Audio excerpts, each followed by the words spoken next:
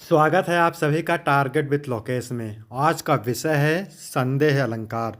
तो संदेह अलंकार की परिभाषा होती है जहाँ पर किसी व्यक्ति या वस्तु को देखकर संशय बना रहे। जहाँ पर किसी व्यक्ति या वस्तु को देखकर संशय बना रहे यानी शंका बना रहे, वहाँ संदेह अलंकार होता है। जहाँ पर किसी व्यक्ति या वस्तु को देखकर संशय बना रहे, वह संदेह अलंकार होता है।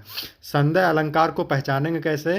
तो संदेह अलंकार की पहचान है जब कभी किसी पंक्ति में कींधो आ जाए, कि आ जाए, या आ जाए, अथवा आ जाए, तो वहाँ पर संदेह अलंकार होगा। क्या आ जाए?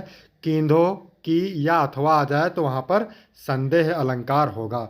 उदाहरण उदाहरण कहता है, यह काया है यह शेष उसी की छाया, क्षण भरे उनकी कुछ नहीं समझ में आया।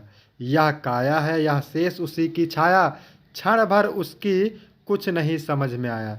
यह काया है यह शेष उसी की छाया, क्षण भर उनकी कुछ नहीं समझ में आया।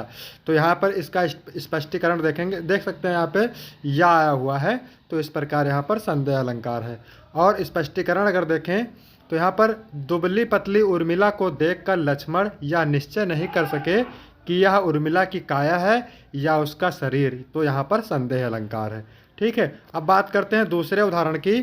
तो दूसरा उदाहरण है, सारी विच नारी है किनारी विच सारी है, सारी ही किनारी है, सारी ही किनारी है, किनारी ही की सारी है। यहाँ पर देखिए की आया हुआ है, तो यहाँ पर वाचक शब्द की है, तो संदेह अलंकार है। अब इसका स्पष्टीकरण देख लेते हैं। स्पष्टीकरण है, महाभारत काल में द्रौपदी के चीर हरण के समय उसकी बढ़ती साड़ी को देखकर दुशासन के मन में यह संशय उत्पन्न हो रहा है कि यह साड़ी के बीच नारी है या नारी के बीच साड़ी है, अथवा साड़ी नारी की बनी हुई है या नारी साड़ी से निर्मित है।